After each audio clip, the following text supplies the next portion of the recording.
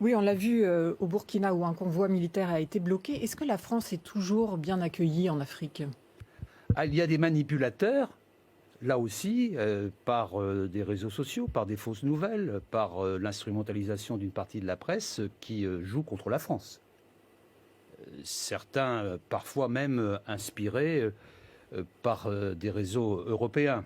Est-ce Je qu'il n'y a pas pense à une la Russie. dégradation des relations entre la France et Mais l'Afrique? entre la France Et l'Afrique? non, je ne crois pas.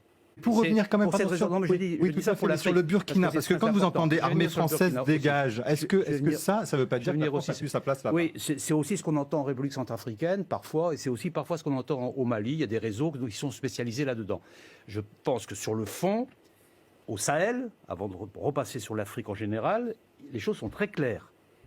Il y a 5 pays dont les autorités responsables, qui pour 4 d'entre elles, pas pour le Mali, sont élus dans des résultats électoraux qui ont été constatés et qui ont été reconnus. 5 pays demandent à la France d'intervenir pour les aider à lutter contre le terrorisme. Et nous répondons à leurs demandes avec l'appui des Nations Unies.